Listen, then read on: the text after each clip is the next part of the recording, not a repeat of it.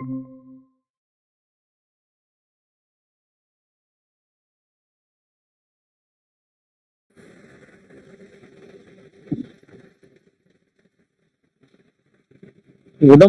சகலவிதமான பாகங்களிலும் பரவி, எப்பொழுதும் விட்டு பிரியாமல், சிநேகம், மோகம் முதலிய கெட்ட வழக்கங்களை உண்டாக்கிக் கொண்டிருக்கின்றன. ராகத்து வேசாதிகளான விருப்பு, வெறுப்பு எனும் பெரும் வியாதிகள் யார் ஒருவரால் வேறற அறுக்கப்படுகிறதோ, அந்த அசாதாரண வைத்தியருக்கே நமஸ்காரம்.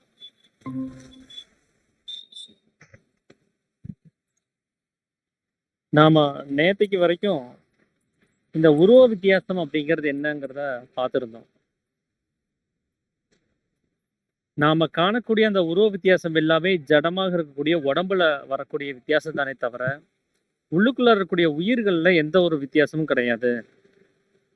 அதனால இந்த உடம்புங்கிறது நாம எப்படி அவங்கவங்க வசதிக்கும் தேவைக்கும் தகுந்தபடி வீடுகளை கட்டி வச்சு அதுல வசிக்கிறோமோ, அந்த மாதிரி ஜீவன் அவங்க வசதியாக இருக்கிறதுக்காக வேண்டி, அவங்க எதை அனுபவிக்கணும்னு நினைக்கிறாங்களோ அதை அனுபவிக்கிறதுக்காக வேண்டி அவர் அந்தந்த வீடுகள்ல அவர் இருக்கிறாரே தவிர, உள்ள இருக்கக்கூடிய அந்த ஜீவனானது ஒரே சக்தி தான், ஒரே ஈஸ்வரன் தான். அதனால அது வெவ்வேறு விதமான சக்தியோ, வெவ்வேறு விதமான புத்தி சக்திகளோ அங்க உண்டாகிறதுக்கு இடமில்லை அப்படிங்கிறத சாமி சில உதாரணம் மூலமா நமக்கு சொல்லியிருந்தார். சரி, உருவ வித்தியாசம் பார்க்க வேண்டாம்னு சொல்லிட்டாங்க. ஆனா இப்போ வெளியில வந்து பாத்தீங்கன்னா, ஆண் பெண் வித்தியாசம்னு ஒண்ணு இருக்குதே. நம்ம அதை எப்படி பார்க்காம இருக்க முடியும்? அப்போ ஆண் பால், பெண் பால் அப்படிங்கிறது எல்லா உயிரினத்திலும் பொதுவாக இங்க வர்ற விஷயமா இருக்குதே. ஸோ அந்த வித்தியாசத்துக்கு என்ன காரணம்? அப்படிங்கிறது தான் அடுத்தது சீடனுடைய கேள்வியா இருக்குது. அப்ப யாரெல்லாம் இங்க நம்ம வந்து புருஷர்கள்னு சொல்றோம், யாரையெல்லாம் நம்ம ஸ்திரீன்னு சொல்றோம் அப்படின்னு கவனிச்சு பார்த்தோம்னா, இப்போ உலகம் நமக்கு சொல்லிக் குடுத்தத வச்சு பார்த்தா, நம்மளெல்லாம் புருஷர்கள் அப்படின்னும், நம்மள பிரசவித்த தாய்மார்கள நம்ம ஸ்திரீகள் அப்படின்னும் நம்ம சொல்லி வர்றோம். அப்ப இது வந்து உலகம் சொன்ன விதத்த பொறுத்து தான் நாம இத சொல்லிட்டு இருக்கிறோம். உலகம் நமக்கு எத கத்துக் குடுத்துச்சோ, அதத்தான் நம்ம இங்க வந்து புரிஞ்சு வச்சிருக்கிறோம். அதே உலகம் வந்து தொடக்கத்திலேயே நாமெல்லாம் ஸ்திரீகள் அப்படின்னும், நம்மள பிரசவித்தவர்கள புருஷன்னு சொல்லியிருந்தா, இப்போ நாம அப்படிதான் நம்ம நினைச்சிட்டு இருக்கோம். அப்போ உலகம் சொன்னத வச்சுக்கிட்டு, இதுதான் ஸ்திரீ, இதுதான் புருஷன் அப்படின்னு சொல்லி, நாம இங்க பேசுறதுங்கிறது ஒரு நியாயம் இல்லாதது. ஏன்னா, உண்மையான அர்த்தம் தெரியாம நாம அத பேசக்கூடாது. அப்போ உண்மையாவே புருஷன்னா யாரு? உண்மையாவே ஸ்திரீகள்னா யாருங்கிறதுக்கான அர்த்தம் நமக்கு தெரியறதில்ல. அது தெரிஞ்சுக்கும்போது, அப்ப நமக்கு இந்த வித்தியாசங்களும் காணுவதற்கு எந்த ஒரு இடமும் ஏற்படுறதுக்கு வாய்ப்பில்ல. அப்போ உண்மையாவே புருஷன் அப்படிங்கிறது யாரு அப்படின்னா, புறத்தில் வசிப்பவனே புருஷன் அப்படின்னு சொல்லி சொல்லப்படுது. புறம் அப்படிங்கிறது என்ன அப்படின்னா, வீடு. அந்த வீட்டுக்குள்ளாரையே அடங்கி இருக்கிறவர். அந்த வீட்டை விட்டு வெளியில வராம இருக்கிறவர். அந்த வீட்டுக்குள்ளாரையே வசிக்கிறவர். அவர்தான் புருஷன் அப்படின்னு சொல்லக்கூடிய நிலைமையில இருக்கிறாரு. அப்ப நமக்கு இந்த வீடுங்கிறது என்ன அப்படின்னா, இந்த உடம்பு தான் வீடுங்கிறது. வீட்டுக்குள்ளார வசிக்க வேண்டிய ஆள் யாரு அப்படின்னா, அது ஜீவன் தான். அப்ப ஜீவன் சுகமா வசிக்கிறதுக்காக வேண்டி, அந்த ஜீவன் ஏற்பாடு பண்ணிக்கிட்ட உடம்பு தான் இந்த வீடுங்கிறது. அப்ப இந்த வீட்டுக்குள்ளாரயே புருஷன் அப்படிங்கிறது அடங்கி இருந்துச்சு அப்படின்னு சொன்னா, அந்த நிலைமைக்கு பேரு தான் புருஷன்ங்கிறது. இப்ப நம்மளுடைய சக்தி என்னவா இருக்குதுங்கிறது கவனிச்சு பார்த்தா, அது இந்த புறமாக இருக்கக்கூடிய வீட்ல இருந்து வெளியில தான் வியாபிக்குது. அப்படி வெளியில வியாபிக்கிறதுனால தான் நமக்கு வெளியில இருக்கக்கூடிய இந்த உலகம்ங்கிற அவஸ்தையை நம்மளால உணர முடியுது. அப்ப தன்னுடைய சக்தி வெளியில வியாபிக்கும்போது எப்படி வெளியில வியாபிக்குது அப்படின்னா, சிவசக்தியாக, புருஷ பிரகிருதியாக, அந்த புருஷன் அப்படிங்கிற அந்த நிலைமையில இருந்து அது சக்தியாக சலித்து அது வெளியில போகுது. அதைத்தான் நம்ம மனசு அப்படின்னு சொல்றோம். அந்த மனமாக இருக்கக்கூடிய அந்த சக்தியிலிருந்து தான் இந்த ஜெகம் அப்படின்னு சொல்லக்கூடிய இந்த உலகமானது உண்டாகுது. அப்ப இந்த உலகத்தை உண்டு பண்றது யாரு அப்படின்னா, அவனவனுடைய மனம்தான். அது உள்ளாரே அடங்கி இருந்துச்சுன்னு சொன்னா நமக்கு உலகம்ங்கிறது கிடையாது. நம்ம கர்ப்ப பாத்திரத்துல இருந்தோம். நம்முடைய சக்தி உள்ளாரே அடங்கி இருந்துச்சு. நமக்கு உலகம் கிடையாது. கர்ப்ப பாத்திரத்திலிருந்து வெளியில வந்தோம். சக்தி வெளியில வியாபிச்சது. உலகம்ங்கிறது உண்டாயிடுச்சு. திரும்ப பால் குடிச்சிட்டு தூங்குறதுக்காக வேண்டி போனோம். நம்ம சக்தி உள்ளுக்குள்ள அடங்குச்சு. உலகம்ங்கிறது கிடையாது.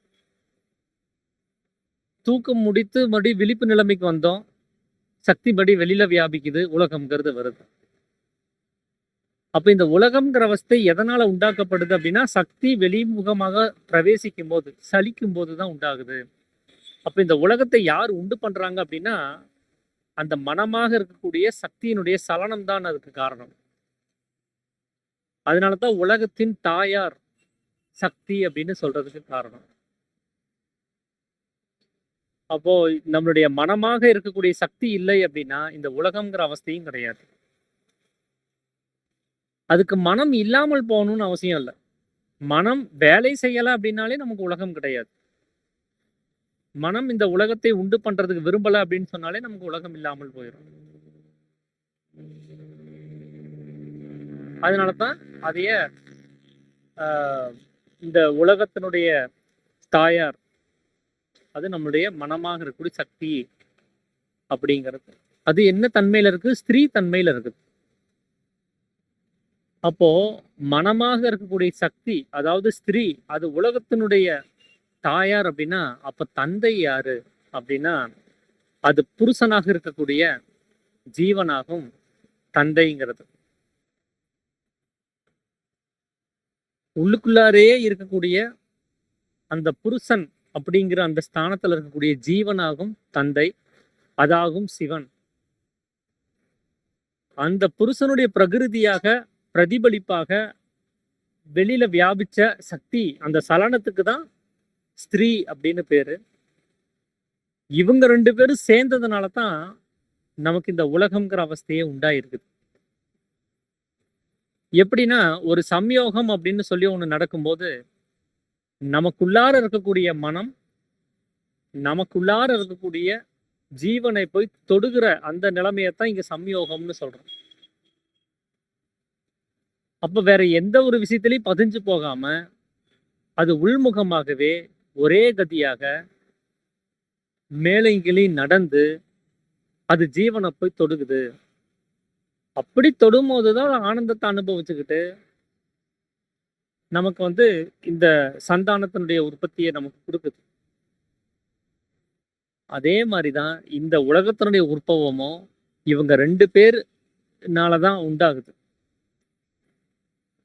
ஏன்னா சிவனாக இருக்கக்கூடிய சக்தி சிவசக்தியாக வெளியில பிரதிபலிக்கல அப்படின்னா இந்த உலகம்ங்கிற அவஸ்தை அப்படிங்கிறது உண்டாகிறது கிடையாது. அதுதான் நான்கிற அகங்காரமும் கூட. இப்போ நம்மளெல்லாம் நம்ம என்னன்னு முதல்ல சொல்லிட்டு இருந்தோம்? புருஷர்கள். நம்மளை பிரசவித்த தாய்மார்களை என்னன்னு சொல்லிட்டு இருந்தோம்? ஸ்திரீகள் அப்படின்னு சொன்னோம். ஆனா இப்போ சாமி கொடுத்த விளக்கத்தை கவனிச்சு பார்த்தா, அவனவனுடைய மனமாக இருக்கக்கூடிய சக்தி தான் ஸ்திரீ அப்படிங்கிறது வருது. அவனவனுக்குள்ளார அடங்கி இருக்கக்கூடிய ஜீவன் அதுதான் புருஷன் அப்படிங்கிற நிலைமை வருது. அப்ப நம்மள புருஷன்கிற லிஸ்ட்லயும் ஏத்துக்க முடியாது, ஸ்திரீங்கிற லிஸ்ட்லயும் ஏத்துக்க முடியாது. இந்த 2மே இல்லாத நிலைமையில நாம் இருக்கிறோம். அப்படி இந்த 2ம் இல்லாத நிலைமைக்கு என்ன பேர் சொல்றது அப்படின்னா நபும்சகம், அதாவது அலித்தன்மை.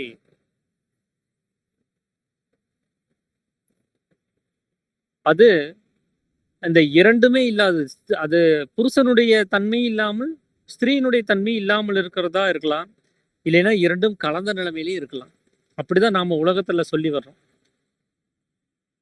ஆண் குரோமோசோமும் பெண் குரோமோசோமும் சேர்ந்தபடி இருந்தாலும் அது அலித்தன்மைன்னு தான் சொல்றோம். இது 2மே இல்லாமல் இருந்தாலும் அலித்தன்மைன்னு தான் சொல்றோம். அதே போலதான் நமக்குள்ளார இருக்கக்கூடிய அந்த உள்ளில் அடங்கிய நிலைமையிலையும் நம்மளுடைய அகங்காரம் கிடையாது. வெளியிலேயே வியாபிச்சு இந்த உலகத்தை உண்டு பண்ணி இந்த உலகத்தை காத்து வரக்கூடிய அந்த சக்தியினுடைய தன்மையிலேயும் இந்த அகங்காரம் கிடையாது. அப்படி தனித்துவமாக இந்த 2ல ஒண்ணுதான் அது அப்படின்னு சொல்லிற முடியாது. இது புருஷன், இது ஸ்திரீன்னு சொல்லி எந்த ஒரு தன்மையும் அதுக்கு தனித்துவமாக சுட்டி காமிக்க முடியாதனால, அத நபும்சகம், 2மே இல்லாதது, அழித்தன்மை அப்படிங்கிற மாரி நிலைமையில தான் வருது. எப்போ நம்மளுடைய சக்தி வெளியில வியாபிச்சு இந்த அகங்காரம்ங்கிற இந்த உலகமாகட்டும், இல்ல இந்த ஜடமாகட்டும், இல்ல இந்த நான்கிற நிலைமையாகட்டும், இத அது உண்டு பண்ணுதோ, அப்ப நாம புருஷராக இருக்கிறதுக்கு முடியாதுன்னு அர்த்தம். எப்போ தன்னுடைய சக்தி தன்னிலே லயப்படுதோ, ஐக்கியப்படுதோ, அப்பொழுது மட்டுமே நாம் புருஷராகி தீருவது. அப்ப நமக்கு அகங்காரம்ங்கிற அந்த அழித்தன்மையும் கிடையாது. அந்த மனமாக இருக்கக்கூடிய ஸ்திரீ தன்மையும் கிடையாது. 2ம் இல்லாத நிலைமையில புருஷராக தீருகிற அந்த தன்மை மட்டுமே இருக்கும். இதுதான் இந்த திருவிளையாடல் படத்துல ஒரு ஃபர்ஸ்ட் சீன் பார்த்தீங்கன்னா வரும். இந்த நாரதர் ஒரு ஞான பழத்தை எடுத்துட்டு வந்து சிவன்கிட்ட கொடுப்பாரு. சிவன் பார்வதி கிட்ட கொடுப்பாங்க. பார்வதி நம்ம குழந்தைகிட்ட கொடுக்கலாம் அப்படின்னு முடிவு பண்ணுவாங்க. ஆனா 2 பேர் இருக்கிறாங்க. ஆனா ஒரே ஒரு பழம் தான் இருக்குது. யாருக்கு கொடுக்கலாம் அப்படின்னு சொல்லி ஒரு பரீட்சை நடக்கும். யார் முதல்ல அம்மா அப்பாவை சுத்திட்டு வர்றாங்களோ அவங்களுக்கு அந்த பழம் கொடுக்கலாம்னு ஒரு முடிவு பண்ணுவாங்க. முருகர் அவருடைய வாகனத்துல அவரு உலகத்தையே, அதாவது அம்மா அப்பா இல்ல, உலகத்தையே சுத்தி வர்றவங்களுக்கு பழம்னு சொல்லியிருப்பாங்க. முருகர் வந்து உலகத்தையே வலம் வர்றதுக்கு போயிடுவார். ஆனா விநாயகர், அதாவது கணபதி, கணங்களுக்கு அதிபதியாக இருக்கக்கூடிய கணபதி என்ன பண்ணுவார்னா, தன்னுடைய அம்மா அப்பாவே உலகம்னு சொல்லி அவரை சுத்திட்டு வந்து பழத்தை வாங்கினதா ஒரு புராண கதை ஒன்று வரும். ஸோ அதனுடைய தாற்பயம் என்ன அப்படின்னா, நம்ம உலகத்துல இருக்கக்கூடிய சகல விதமான அறிவுகளை அறிஞ்சாலும் கூட நமக்கு ஞானம் உண்டாகிறது கிடையாது. ஆனா அவரவருடைய அம்மா அப்பாவா இருக்கக்கூடிய ஜீவனையும் மனசையும், அதாவது தாயாக இருக்கக்கூடிய பார்வதி சக்தி, தந்தையாக இருக்கக்கூடிய சிவன் அது ஜீவன், இந்த 2ஐயும் அறிந்தால் போதும். இந்த 2ஐயும் சுத்திட்டு வர்றது, இந்த 2ஐயும் அறிந்தால் அவருக்கு ஞானம் கிடைக்கும். ஸோ இது எதுக்கு இங்க சொல்ல வந்தேன் அப்படின்னா, அங்க விநாயகருடைய தாயாகவும் தகப்பனாகவும் சித்தரிக்கப்பட்டிருக்கிறது சிவனாக இருக்கக்கூடிய ஜீவனையும் சக்தியாக இருக்கக்கூடிய பார்வதியும் இருக்கும். அது விநாயகருக்கு மட்டும் அவங்க தாய் தகப்பன் கிடையாது. ஒவ்வொருத்தருக்கும் உண்மையான தாயும் தகப்பனும் யாரு அப்படின்னா, அம்மை அப்பன் யாரு அப்படின்னா, அவரவருடைய ஜீவனும் அவருடைய மனமே ஆகும். அப்ப இப்ப நம்ம உலகத்துல கவனிச்சுட்டு இருக்கோமே, அவங்க யாரு அப்படின்னா, அவங்க வந்து பெற்றோர்கள். அவங்க வளர்த்தி கொடுக்கறதுக்காக, கடமைக்காக வேண்டிய அந்த குழந்தைய வாங்கி வச்சிருக்கிறாங்க. வளர்த்துற பொறுப்புல இருக்கக்கூடியவங்க. அதனாலதான் பெறுதல் அப்படிங்கிற வார்த்தையில இருந்து பெற்றோர்கள் அப்படிங்கிற வார்த்தை வந்திருக்குது. அப்போ நம்மளை யாரு உண்டு பண்ணாங்களோ அவங்கதான் நம்மளுடைய உண்மையான தாய் தகப்பன். நாம் இப்போ உலகத்துல கவனிக்கக்கூடியது வளர்த்தி எடுக்கிறதுக்கான ஒரு பொறுப்போட இருக்கக்கூடிய, கடமையை தாங்கி இருக்கக்கூடிய, அந்த செயல்ல ஈடுபடக்கூடியவங்க. அப்போ நம்மளுடைய அம்மா அப்பாவுடைய அந்த முயற்சினாலதான், அதாவது உள்ளுக்குள்ள இருக்கக்கூடிய 2 பேர் அம்மா அப்பானாலோட அந்த முயற்சினாலதான் 4 அகங்காரமாக நாம வந்திருக்கிறோம். இந்த அகங்காரம் யாரு அப்படின்னா, அதுதான் சிருஷ்டிகளுக்கு கர்த்தா அப்படின்னு நாம நினைச்சிட்டு இருக்கக்கூடிய பிரம்மா. அவர் வந்து பாத்தீங்கன்னா எப்பவுமே ஒரு யக்னத்துல இருப்பாரு. நம்ம இந்த ராமருடைய திருக்கல்யாணம் படம் ஏதாவது பார்த்தோம்னா, அதுல பாத்தீங்கன்னா ஓரமா உட்காந்து ஹோமகுண்டத்துல அவரு ஏதோ ஹோமம் பண்ற மாதிரியான அந்த அடையாளங்கள்லாம் அங்க காமிக்கப்பட்டிருக்கும். ஹோமம் செய்யறதுதான் அவருடைய வேலையே. எங்க உட்கார்ந்து ஹோமம் பண்றாரு அப்படின்னா, அக்னி குண்டம் எங்க இருக்கோ அங்கதான் ஹோமம் செய்ய முடியும். நம்ம உடம்புல எங்க அக்னி இருக்குதோ அங்கதான் அக்னி குண்டமும் இருக்க முடியும். அதுதான் அக்னி நேத்திரம்னு சொல்லக்கூடிய புருவ மத்தியம். அந்த புருவ மத்தியத்துல உட்கார்ந்துகிட்டு அவரு ஹோமம் செய்யறாரு, யக்னம் நடத்துறாரு. அந்த யக்னத்துல சில பொருட்களை போட்டு எரிக்கணும் இல்லையா, அப்படியே அவர் யூஸ் பண்ணக்கூடிய பொருள்கள் தான் விசாராதிகள் அப்படின்னு சொல்லக்கூடிய எண்ணங்கள். இந்த எண்ணங்களாக இருக்கக்கூடிய விசாரங்களை அவர் பொருள்களாக போட்டு அது எரிய செய்யறாரு. அப்படி எரிஞ்சு முடிஞ்சதுனால வந்த புகையாகும் நாம பார்க்கக்கூடிய உலகம்னு சாமி சொல்றாரு. இப்ப இந்த உலகம்ங்கிற புகை இருக்கிற வரைக்கும் இந்த அகங்காரமானது உண்டாகாம தடுக்க முடியாது. இந்த உலகம்ங்கிற அவஸ்தை இருக்கிற வரைக்கும் அவருடைய மனதை வெளியில போகிறத தடுக்க முடியாது. எப்ப இந்த உலகம்ங்கிற புகை நீங்குதோ அப்பதான் நமக்கு அறியாமைங்கிறது நீங்கும்.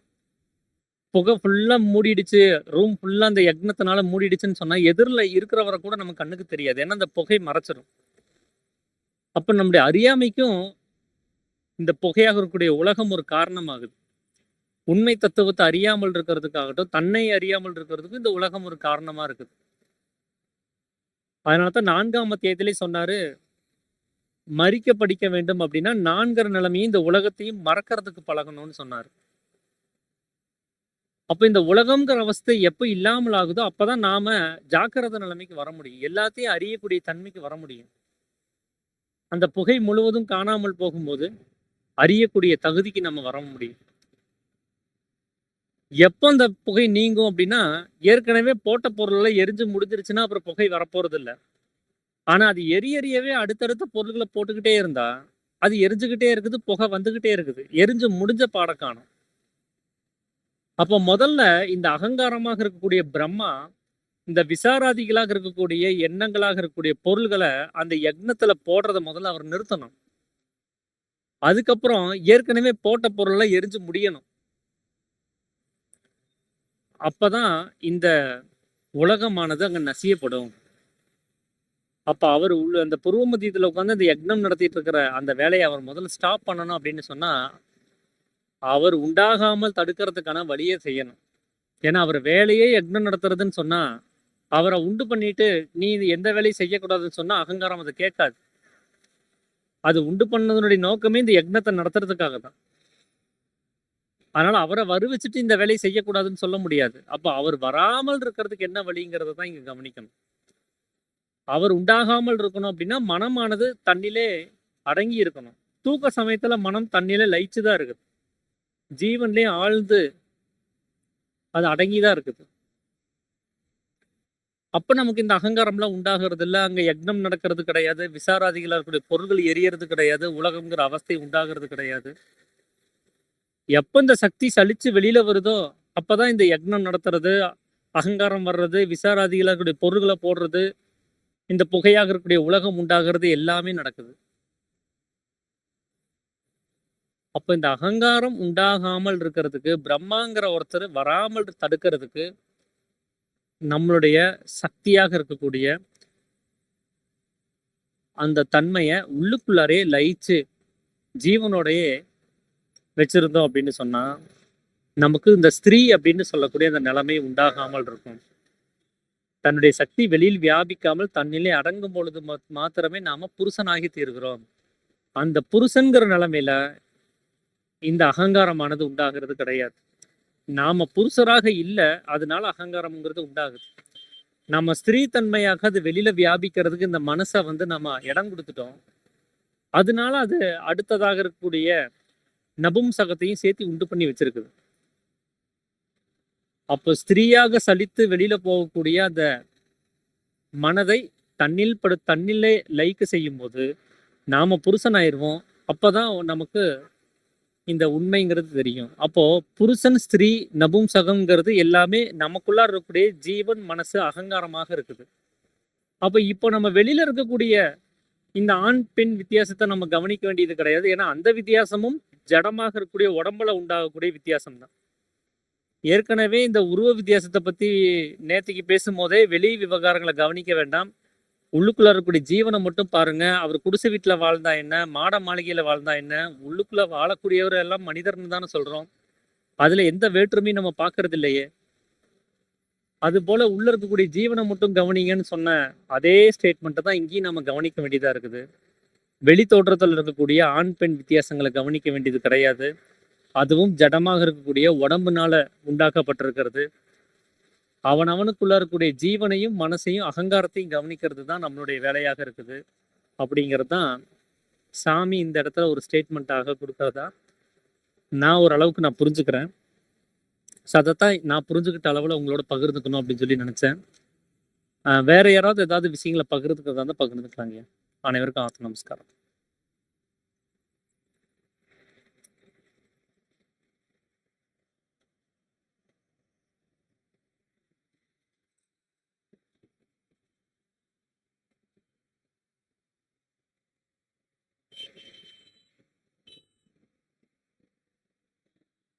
ஆத்ம நமஸ்காரம். உத்தரவு இல்லை.